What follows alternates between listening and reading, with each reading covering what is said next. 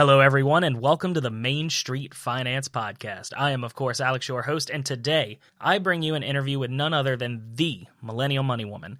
Fiona is a professional in the personal finance field who also blogs and writes on her website, themillennialmoneywoman.com. I spoke with her and we had an excellent conversation about the state of financial education in America, what dollar cost averaging is, and about the basic steps required for you to retire, but not only just retire, but to retire early. Honestly, it is my favorite episode to date, so without further ado, Fiona, welcome to the show. Thank you so much for having me, Alex. Oh, it's no problem at all. I'm so happy to have you here. I've actually been looking through your blog over the past couple weeks. Very well put together, very good information. Unfortunately, I don't have a lot of time on my hands, but darn it if I'm not going to find time to read some of these articles. Thank you so much. Yeah, I really, that's kind of the goal with the website, the blog, creating kind of like a crisp, I think you said earlier, like a crisp, clean page and breakdown of some of those financial topics. So hopefully you and your readers will, and your listeners will really enjoy it and take a little bit of, value from some of the information that's presented here. Oh, absolutely. And I mean, it's something that's very much needed in the world today, is just more access to this knowledge. And especially with you being, I'm comfortable enough to admit it, a lot more qualified than I am to be putting out this kind of material. But it's okay. That's why I talk to people with much better credentials than me. I mean, you said it really. There's so many people, especially young professionals and millennials, that really are lacking kind of that financial literacy knowledge. And I don't think it's them to blame, though, because, I mean, I was in high school and I was in middle school in America, right? And we never, at least in my schools, never were taught about financial literacy concepts or just even the basics about how to write checks, or although that's kind of an outdated practice nowadays, but you know what I mean, like balancing a checkbook or balancing your bank account, following a budget, etc. When I started to get involved in a lot of the community efforts and obviously through my job as well, I realized that lack of financial literacy knowledge is something that probably everyone needs, but doesn't really know how to ask for that. So that's kind of the genesis of this website. And I'm glad to hear you found it fairly helpful as you leafed through it. Absolutely. And I do want to clarify, my Chris comment was how clean the website is. Now, guys, I look through a lot of financial blogs, especially for people who want to come on my show. And it's very well put together. It's very easy to look at, unlike some blogs that I'm not going to mention. Thank you so much. I appreciate it. And then there are a couple points I wanted to address from what you just said. First off, I 100% agree with you. I actually was being interviewed on the Millennial to Millionaire podcast, and I actually have a degree in finance, and there wasn't even a course on personal finance. It was just kind of assumed that, oh, well, you're learning corporate finance, and then a lot of this stuff will transfer over to personal finance. But we never actually went into personal finance concepts. Like the calculations, sure, that works. But you don't really get taught on what's a 401k, what's the difference between that and an IRA. So I think for sure it's not anyone's fault except for whoever creates curriculums in high school and college. But there almost seems to be a concentrated effort for there to not be this knowledge. I went to college for finance. I have a degree in finance, and I never had to take a personal finance class. So something is wrong with that. I agree with you there. Right now, actually, there are only 21 states in the United States that have a requirement to take personal finance in order to graduate from high school. And when I read that statistic, which is very recent, I think that's as of 2020, it's just staggering. I mean, that's below 50% of states in the US, in America, that require personal financial literacy as an elective to graduate. And I think you're right that it's difficult to incorporate, obviously, financial literacy into your core curriculum because theory is theory, right? Like we learn in college, there's so many theoretical aspects to specific classes. However, actually putting these things in practice, that's totally different, especially when you incorporate your emotional aspect to the hard-earned money the time and the effort that you spend earning that money, basically. Because obviously a lot of classes, personal finance classes included, they suggest to invest X amount of money in the stock market. But if you're spending, let's say 40 hours a week trying to earn this money, and then you invest it in the stock market and see your stocks drop, your value, your portfolio value drop in value, there's that emotional connection. And I don't think a lot of classes per se really educate and train people in that emotional aspect, in that behavioral aspect, how to react to markets or the economy in general if, you know, there's a drop in value or other areas like that. So it's definitely difficult to compare the theoretical aspect along with the emotional aspect. Absolutely. And the emotional, I think that's mostly a training thing. And I guess partially an educational thing, because you can tell somebody 5-10 times that, hey, the markets go up, markets go down. And people are going to go, yeah, of course markets go up, markets go down. And then the markets go down. The boys become men when your stock prices or your portfolio drops 20% in the middle of nowhere and you go, well, I guess this is fine. Versus, oh no, I messed up. Stock market isn't for me. Let me go ahead and pull out and sell everything. So I think that's more of a, not just education. I think that's like a training thing, something you got to play with and really experience a handful of times when maybe you only have $100, $200 at risk to really get a feel for, oh, well, this just kind of happens. Like there's a 5% change every 2 weeks nowadays, but you just got to understand that that's going to be a thing. And with there being zero education at all, much less any kind of training, people aren't prepared for that. That's a fantastic point, actually, Alex. It's true. I mean, people really aren't prepared for it. I'd love to share 2 resources that have helped me, especially also growing up, you know, younger in my teenage years, that have kind of helped me better understand the emotional aspect as it relates to finance. So the first thing is a book, and it's called The Behavior Gap, and it's written by Carl Richards. It's actually a pretty cool book about finance, and it's not boring. It's like 200 pages roughly, very easy to read. And believe it or not, there are so many illustrations in here on the back of a napkin. But the point is, this book really describes some really simple behavioral finance characteristics and traits that help the everyday investor. So obviously, it talks about the very commonly known phrase, you want to buy low and sell high. Those are a couple of things that it talks about, but it really dissects that behavioral aspect as it relates to finance too. So that's one thing that really helped me personally better understand the emotional and financial aspect. And then the other one, you know, you got me thinking, when you said that a lot of people, they're not prepared when it comes to the market when they see their balances drop because of a market drop. There's this online program, and it's called howthemarketworks.com.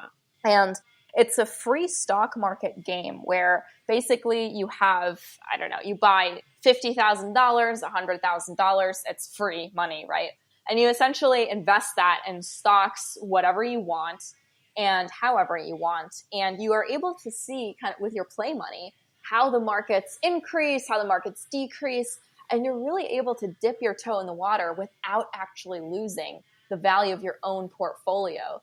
And the reason why I suggest this is when I was in, I want to say high school, early high school, this was a game I ended up playing with the vice principal of the high school. We just decided to make a wager. And at the end of like the first 3 months or so of our wager, whoever won, as in whoever had more money left over, would be, treated to an ice cream or whatever.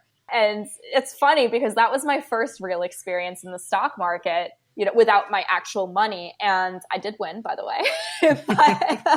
But that was so cool because I finally realized as, a 16 or 15-year-old, this is how the market works. You put in money, you find a company. Sometimes it goes up, sometimes it goes down, and it just varies by nature. And you know, maybe one of your viewers might want to do this, dabble in it. It's free, so it might be something worth exploring.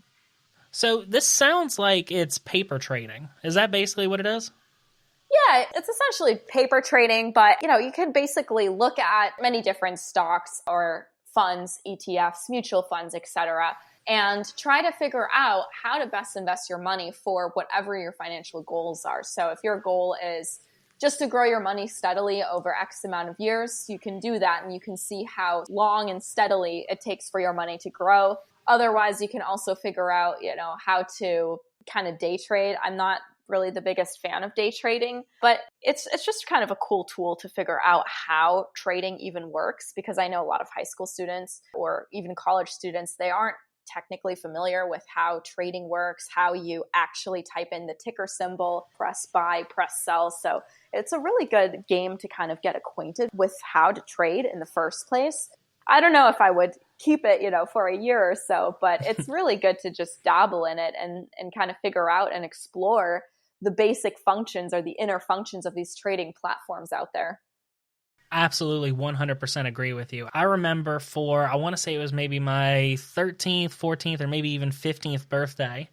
I was a big reader always growing up. Mm-hmm. And so my aunt had taken me at a local bookstore and I was like, oh, well, pick a book.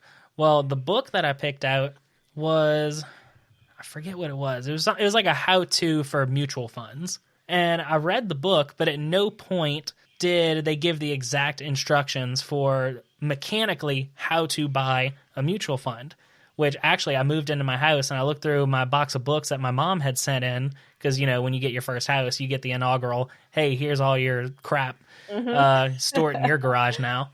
So I actually found it. I still have that mutual fund book. So, I knew about investments. I didn't invest since at least, 12, 13, 14, 15, whatever that range is. And I never learned how to invest. I never actually invested because I didn't mechanically know, okay, so the only way to buy one of these mutual fund thingamajigs that we're going to spend this entire book talking about is first you got to go to a brokerage, open an account. Then what you're going to do is you're going to go to the trade page. Then you select the fund, click buy, and that's it. So because I was missing that mechanical knowledge of, okay, I know buy the mutual fund. How do I do that? So I ended up not investing until I ended up getting to college. And then in college, guys, I highly recommend paper trading. Paper trading it's monopoly is what it is. Paper trading to investing in the stock market is the same as monopoly is to investing in real estate. So you get this fake money, you go out and you can buy stocks. So they give you, and you can set up whatever the number you want is, $50,000, $100,000, $1,000, and go through and say, okay, I want 10 shares of Apple, 50 shares of Microsoft, fill in the blank. And then you're going to get notifications and it's going to look like a brokerage account. And you're going to be able to see every day, oh, those 50 shares of Microsoft, well, they just lost half their value. So it's like you're investing in the market, but you're not risking any of your money. It's a game, but it uses the actual price movements of the stock market. For someone who's never really traded in stocks before, had stocks before, paper trading is a fantastic option to get access to the market, but with having zero risk. And you get to play on different strategies and see, oh no, I just lost $10,000 in the last 10 minutes because the price of oil went down or something like that. Because the real world events are going to affect the stock prices, which are going to affect your stocks, which you don't really own. So you get to experience everything without actually risking your money. Yeah, that's the best. That's really the best part about these types of virtual games or simulations, if you will. And I think you explained it so succinctly. I couldn't have done it better. It's really just a simulation, just without the risk of your own money. And especially the younger you are, if any of your audience have kids, possibly, this might be a fantastic way to start training your kids or kind of getting them introduced to the market. So once they're really earning money and ready to invest, they're already familiar with it. Because like you said earlier, Alex, if you aren't familiar with something, it's human nature really to tend to shy away from things that we're uncomfortable with. It's just natural. So by really knowing and exposing yourself to these types of automated or simulated games, if you will, I think it's a fantastic way to really get comfortable with investing and trading, and that will truly pay dividends. And there's no pun intended on that. Like, it will truly pay dividends down the road. But yeah, definitely. I completely agree with what you said. It's really, really good advice. So for those of you that want to know, I'm going to find some resources because I think Schwab or TD Ameritrade has a free paper trading app or website that you can go to. I'm going to see after we're done recording if I can find a couple of these and put them in the description below so that if anyone out there wants to play around with this and see how that goes, you're going to have access to that. But while we're on the subject, we went halfway through introducing you, Fiona, and then we just kind of trailed off into a rant on education on the stock market in America.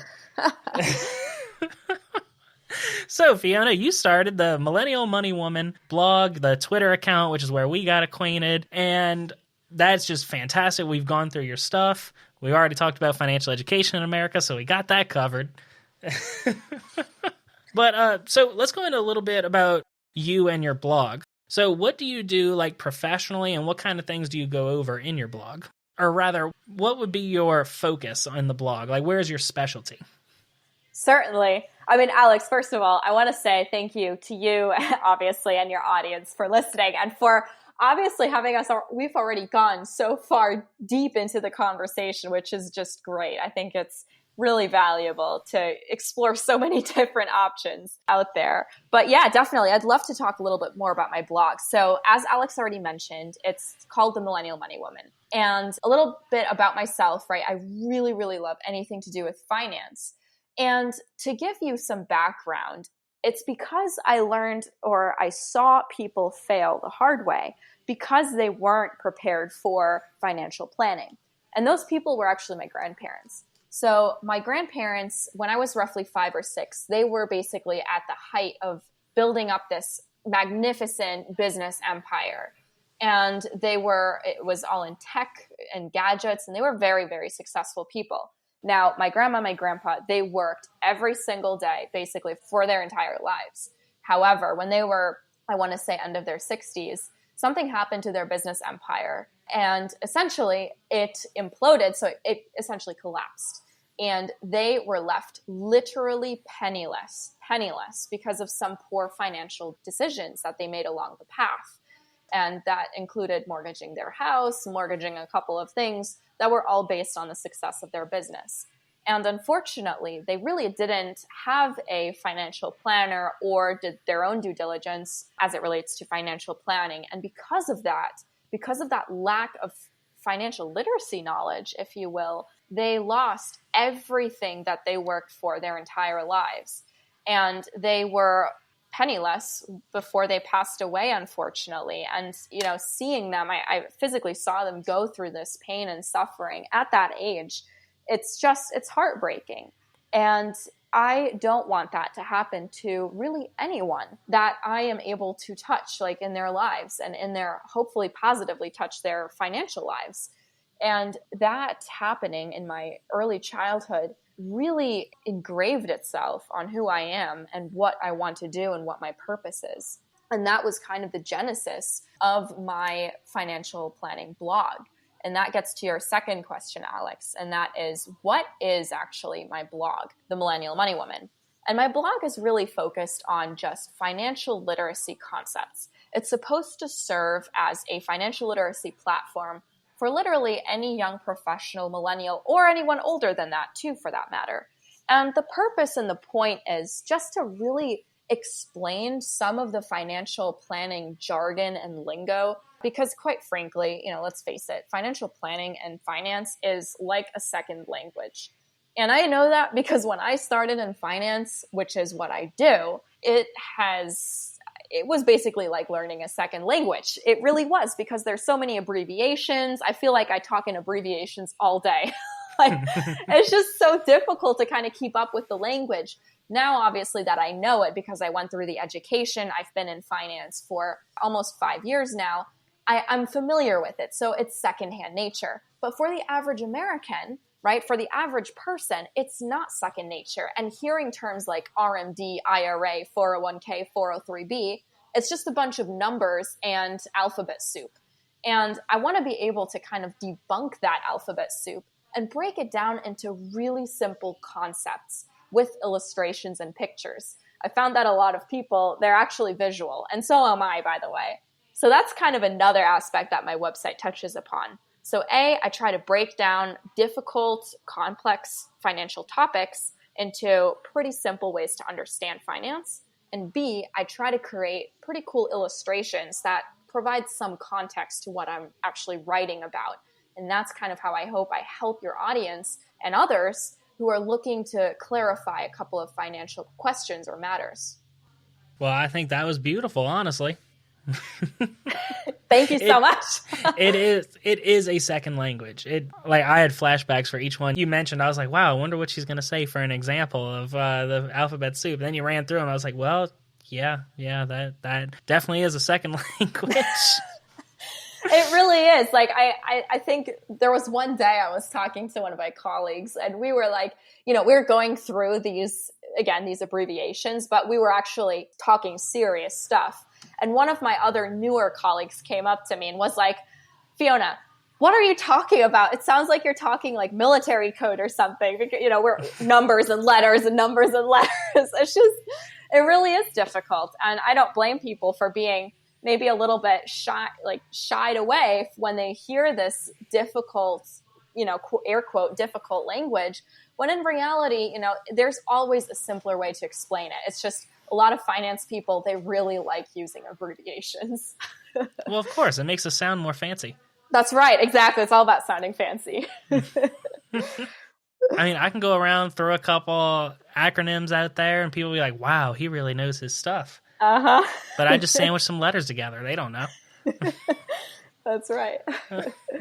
So something I definitely wanted to talk about with you today, while I have you, is the concept of dollar cost averaging, because I think it's one of the best approaches to long-term investing. Definitely one of the things that can bring the most security to a financial picture as far as making sure you have that money there for retirement. But it had occurred to me that it is not a topic that I think this is going to be episode 30. In 30 episodes, it's something I don't think I've ever mentioned once on the show. So I figured I'd go get an expert, which I don't think we went into it, Fiona, but for those of you that don't know, Fiona is a CFP, which we've had several of on the show, and that just means they are a financial planning ninja, essentially. And then also she went the additional step to get a master's degree in financial planning.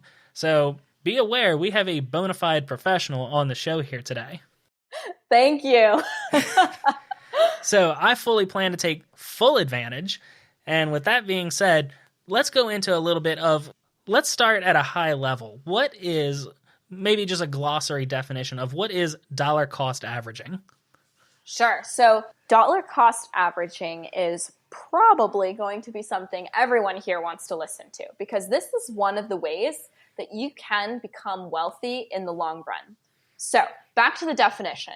Dollar cost averaging is essentially an investment strategy that aims to reduce or lessen the impact of market volatility on pretty large purchases of stocks or bonds, for example.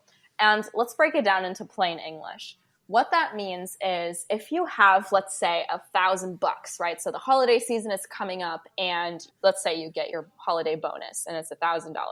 What do you do with that? Let's say you don't have debt, you have a great emergency savings fund. What do you do with this $1,000?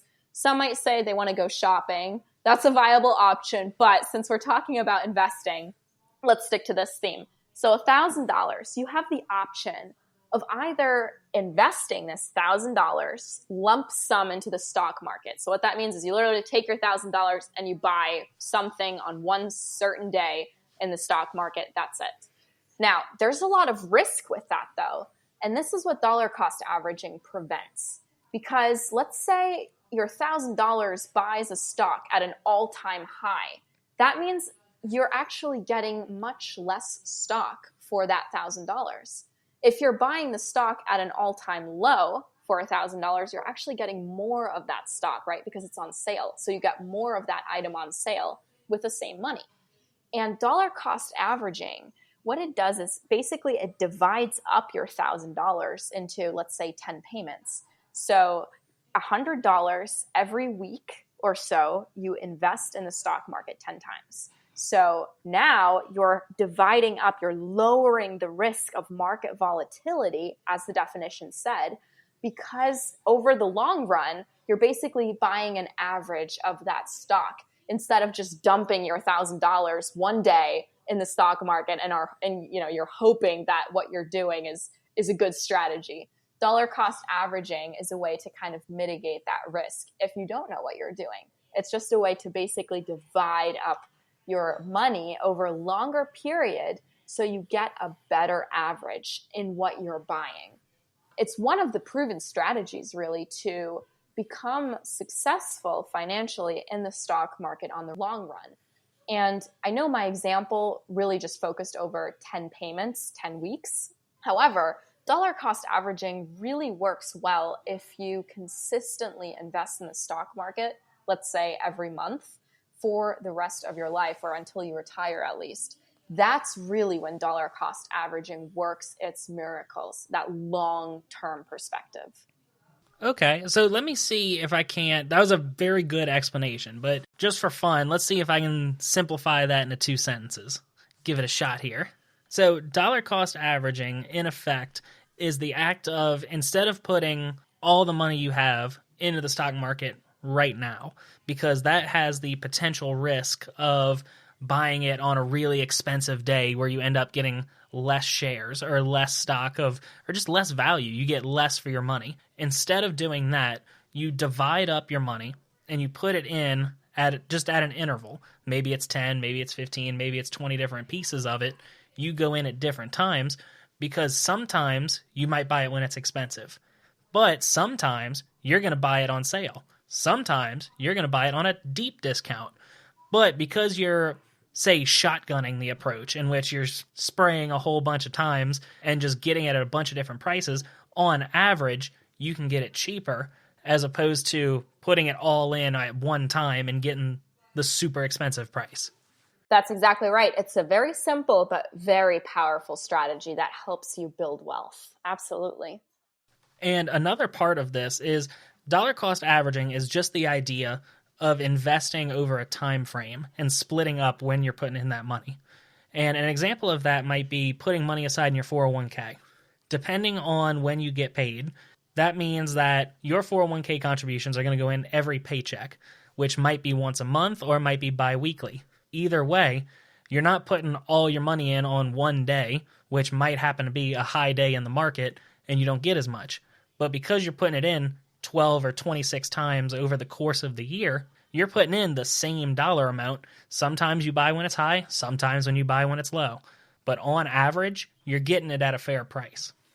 That's a perfect example with a 401k. Exactly. If you have that type of investment vehicle, chances are, hopefully at least, you're investing a small portion of your paycheck into that 401k every single 2 weeks or month, like Alex was saying. And that is the prime example of dollar cost averaging at its best.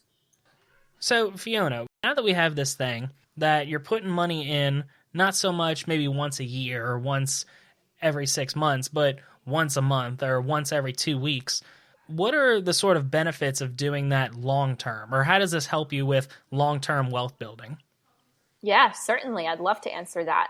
So, for example, I love talking about how the younger you are, the more chance you have, if you start early with your investing plan, the more chance you have of ending up with more money in the future, even if you invest less when you're younger versus when you're 35. So let me go through some calculations for your audience to kind of really show how dollar cost averaging in the long run will help them build wealth. And again, I want to make sure that this is very clear because unfortunately, dollar cost averaging does not make miracles happen in the short term, right? So if you're trying to become a millionaire by tomorrow or next year even, chances are dollar cost averaging will not work in your favor. It's a very long-term approach. It's a very long-term strategy, but, and we're talking 3-4 decades from now. However, if you apply it and if you are really consistent with your investing, you will see success. It's just a matter of never stopping those investments, right? Even if you have a bad month or whatnot, you still put money toward your investments. And that's really the key right there, the consistency. If you're not consistent with investing, chances are your dollar cost averaging strategy will be thrown off a little bit. All right, so let's go into the calculations actually. So I just wanted to share again the concept of time. When you're younger, you have something that older investors don't, and that's time. It's really one of our most limited resources out there. And although I understand when you're young, chances are you're 20, you're probably in college or you have debt, etc. But even if you're able to save, let's say $75 a week, right? That's about $10.71 a day. Chances are, if you can invest that money per day into the stock market or per month, that equals $300 a month when you're 20. And you continue doing that, $300 a month until you're 65 at an average rate of return of 7%. This is what the stock market has averaged over the last 50 years, 7%. You're going to have over $1 million in your portfolio. So let me repeat that again. If you're 20 and you invest $300 a month until you're 65, you're going to be a millionaire. So it's mind-blowing because I taught this class. I volunteered at a class in high school before, and I was asking the students, like, which one of you thinks that you're going to become a millionaire? No one raised their hand because I think in their minds, being a millionaire means you work super hard, super long hours. You're getting a crazy advanced degree like a lawyer or doctor or something. And so I went through this lesson talking about dollar cost averaging, doing these calculations. And at the end of the class, I asked them the same question. Who here thinks they can be a millionaire now knowing that $7 to $10 a day, depending on when you start investing, can make you a millionaire by 65? And every single hand went up in that class. So it's really a matter of perspective, right? So as long as you know you have to invest consistently, it is possible. So now let's say for those people who maybe aren't 20 years old, maybe they're starting a bit later. So let's say they're 25 years old. So let's say they have an investing time horizon of about 40 years, right? So that takes them to age 65, which is kind of the current retirement age today. So in that case, by investing $425 a month at age 25 for 40 years, they're going to be a millionaire. They're going to actually have more than $1 million just by, again, being consistent, having for 40 years the same investment amount, assuming that 7% annual return, they will have over $1 million in their portfolio. So that's at age 25. Now, let's say for those listeners who are possibly 35 years old, when or how much would they have to invest in order to become a millionaire? So if they're 35 years old, their investment time frame is probably going to be 30 years, right? So at age 65, they'll likely retire. So how much money per month do they have to invest in order to become a millionaire? And the answer here is about $900 a month. So you see how the amount, the monthly deposit increases quite drastically, basically doubles from 25 to 35, depending on when you start. So the point here is make sure you start investing as early as possible, even if it's $5 a week. It doesn't matter. As much as you can per week, per month, whatever it is, and keep doing this until your retirement age. And if you keep investing, chances are you will see financial success. It's, again, just about that long-term mindset and consistency. Absolutely. It's compound interest. I mean, at its simplest, all this is compound interest. The longer you are in the market, the longer you're investing, the longer you're contributing, and the longer that money is going to stay in the market and keep compounding, you're just going to get wealthier.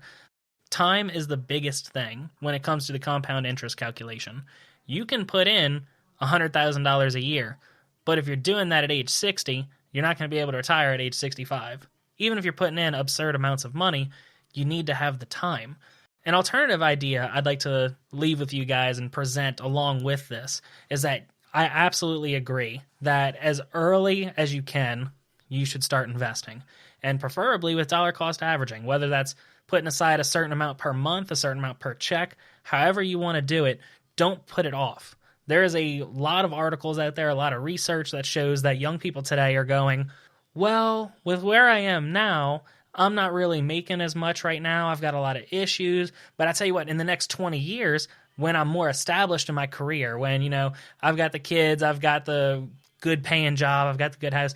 Once I've got that kind of money rolling in, then I'll be able to invest.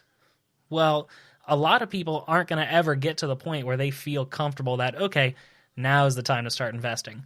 The trick is to start early and start small if you have to, and then just build it over time. There are a lot of 401k providers now where you can put in what's known as an escalator clause, which means, let's say 5% of your pay is going into your 401k this year. If you put in a 1% escalator, what's going to happen is next year, it's going to automatically jump to 6% without you knowing.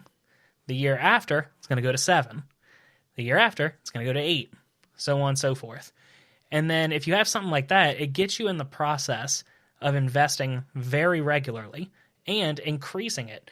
And a 1% difference from one year to the next, chances are you're not going to notice that.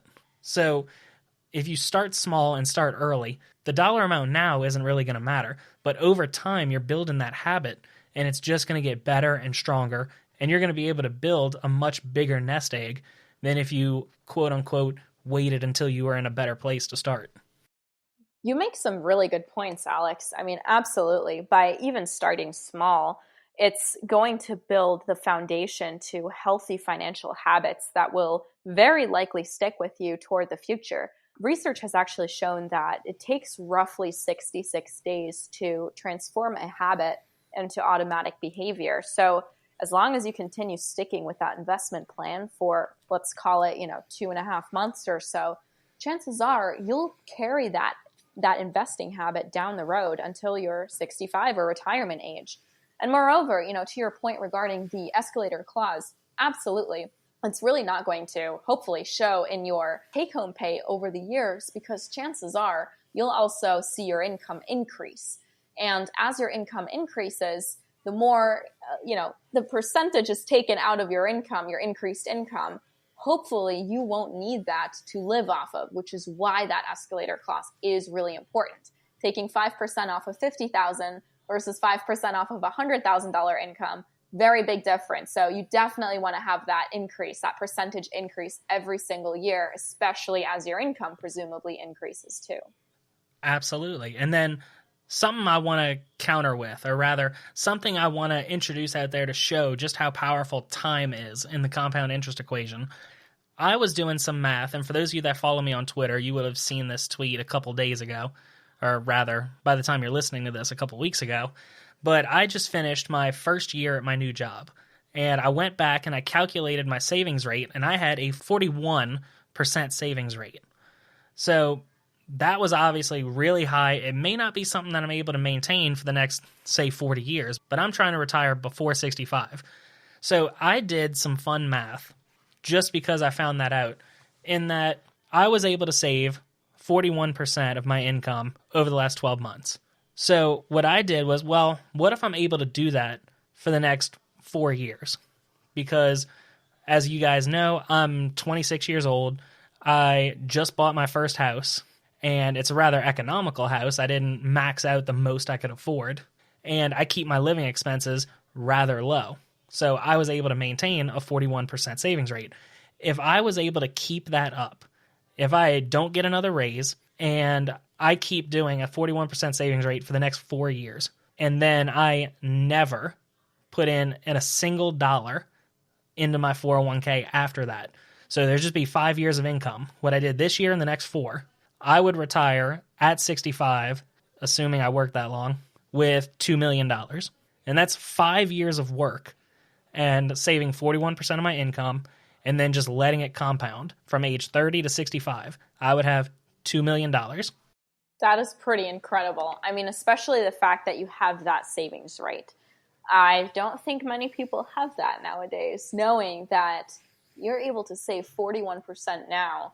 It's really doing the hard work up front and then being able to enjoy the fruits of your labor down the road.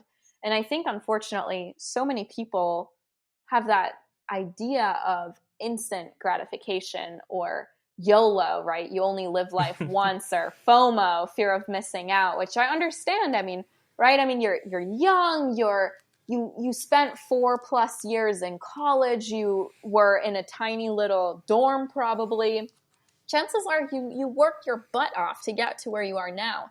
So I understand the mindset of trying to spend a little bit of money on yourself. But Alex, I think you make a really, really important point.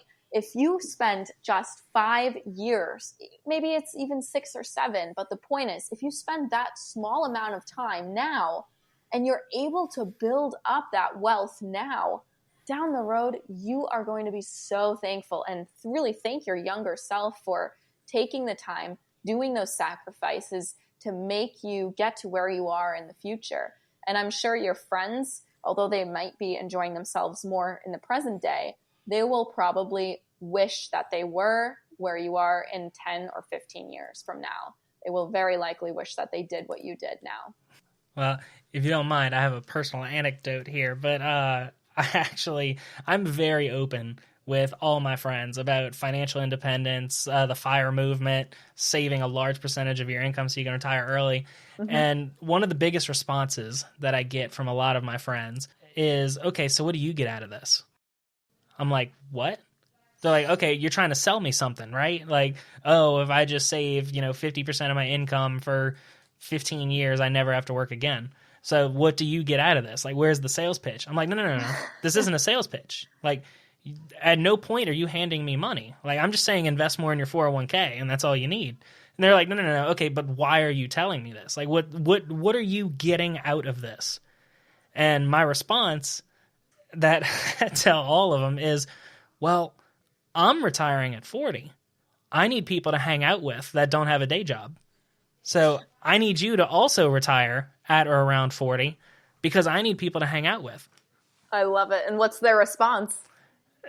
Usually like, what? Like, this is usually after like a 5-minute speech on my 5-minute elevator pitch, air quotes, elevator pitch that lasts 5 minutes. Marketing people will get that joke. My 5-minute marketing speech of this is why you need to do this so you can retire early. And it's like, okay, well, what do you get out of it? Your friendship? Because, like, look, if I'm trying to go fly out to the Bahamas tomorrow, I don't need to wait for you to go and request a day off from work because you work for the same person I do, and that's no one. That's exactly right. Yeah. When I talk to my friends about it, they typically look at me with a raised eyebrow. They shake their heads, and then they keep doing what they're doing. I'm like, okay, all right. I mean, they know my stance, and I know that a lot of them are like, they think that I'm a little bit overboard in terms of trying to have other people also approach savings and investing like I do. But yeah, I don't get that much buy-in either. So I'm kind of with you in that boat. Well, I mean, eventually I think some of them are gonna come around, but it's like a lot of people assume like it's some kind of like pyramid scheme that I'm trying to sell them on, and this is just how would you like to be your own boss? You can get a Cadillac, you can get this. Look how successful this guy is. Clearly photoshopped picture. I know, that is the funniest thing when I see them, showing me their tablets or their phones with these pictures. It's like you got to make sure that it's not all smoke and mirrors too.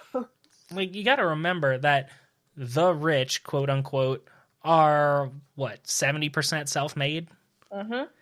And it's like all of them did it in their own lifetime. Like, how do you think they did it? Some of them started business, but you know what a vast majority of them did? They invested in their 401k, and they didn't just put in 5%. That's right. And to go back to my example, I saved 41%, but I'm trying to shoot for like retiring at 40. So I know that I'm trying to front load because this is something you can front load. If I'm able to save 40% for 5 or 6 years, I'm good forever if I wanted to work until 65 or if I wanted to not touch the money until 65. But you don't have to go that extreme. So for me, 40% for 5 years might get me $2 million at age 65, and I'm cool with that. But for you, maybe 20% for 10 years will get you to that same $2 million at 65. So maybe you can't do 40%, but maybe you can do 20. Maybe you can do 15. If you can do 15% and then your employer gives you another 5 for a match, boom, you're at 20% right there. Yeah, that's right. I mean, it's really, when you were just saying this part, I remembered the book, The Millionaire Next Door. Yep. And like you said, income doesn't necessarily mean wealth. Income it just means how much you make, really. And someone making possibly $200,000 versus someone making $50,000, if that person making $200K ends up spending $200K or more, chances are they're not going to be wealthy, right? Because they literally spend everything that they earn. Versus the person that's earning $50,000 or $60,000, but they save 50% of their income or whatever that number is, probably that person earning the lesser amount is actually going to end up with a larger net worth. And that's one of these really cool themes that I believe it's Dr. Stanley explores in The Millionaire Next Door. And it really shows, like you said, Alex, a lot of these millionaires, they're self-made, they make these sacrifices, but they don't necessarily have to have these fancy job titles or these fancy degrees. Oftentimes, it's just that regular person next door, right? Your next door neighbor who's just not buying those fancy new cars. They're driving around in 10-plus-year-old cars. They're wearing older clothes. They go to Goodwill or other thrift stores out there, and they just really take care of their money and they live below their means. And I think that, unfortunately, because we're a consumer-driven society, a lot of that is unfortunately kind of missed, in my opinion, because, people, I think, like having material things, obviously as a way to also mix in with the community, mix in with society, show possibly off their social status, etc. But sometimes those material things could also detract from possibly your budget or your financial goals in the future. So you said it very well that sometimes you just have to live below your means. Absolutely. And it's not something you have to do forever. Like That's if right. if I can do a 40% savings rate for 5 years, I can then go to spending 100% of my income until age 65, from 30 to 65, which most people do anyway. I just front loaded all the hard work. You don't have to do it that way. That's just that's probably not even a way I'm going to do it. That's just some fun math that I did. I did it this year and I was like, well, I can probably do it for next year. As long as currently I'm unmarried and I don't have any kids and I live in a rather small house for what I could afford. So, I can keep this up for another year. Could I keep it up for another 2? Maybe another 3. Life changes, especially when you're in your mid to late 20s. But if I can just keep this up, it's going to build whatever I put away now. It's not going anywhere. It's going to keep compounding. It's going to keep growing. And it's going to do that no matter what's going on in my life. So if I can put a ton of money aside now, I can put away less in the future. So it's just another way to approach it. Definitely. Alrighty, Fiona. I think we're sort of getting up there as far as the timing of this episode. I have definitely had a fantastic conversation today. Definitely think we're going to have you back on the show, assuming I haven't scared you off yet and you're just sort of hiding it. But before we kind of get to the conclusion of this episode, is there maybe any other topic you want to cover?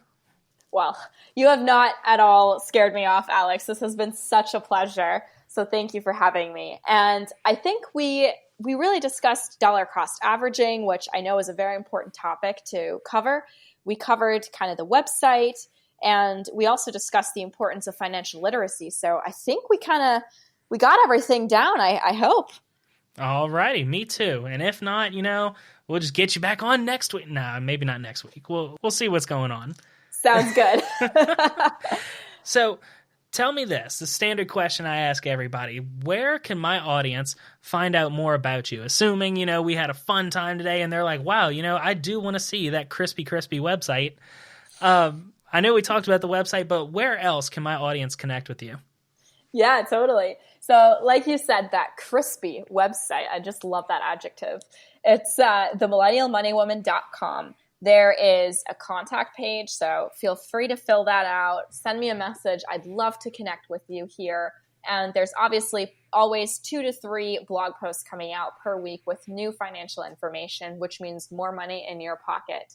If you're a social media fan, feel free to follow me on Twitter. My Twitter handle is @the_MMW.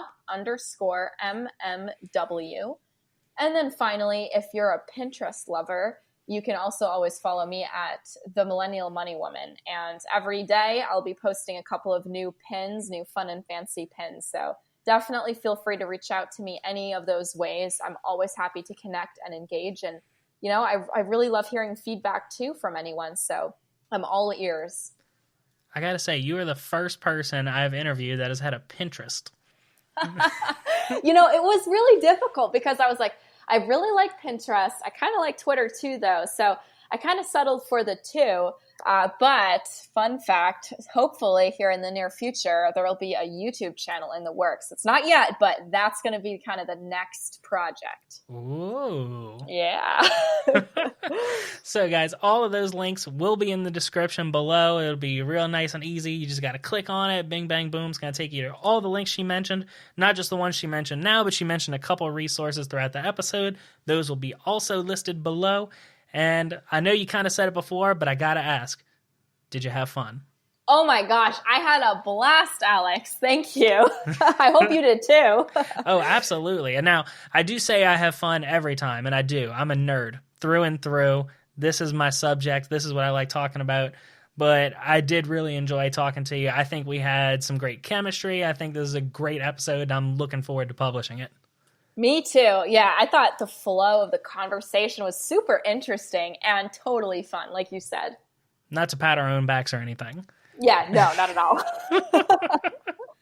All righty, Fiona, before we get out of here, are there any last-minute words of wisdom or words of advice that you'd like to leave the audience with today? Yes, to answer your question. And that is, you should build the foundation for your tomorrow by starting today. And how do you do that?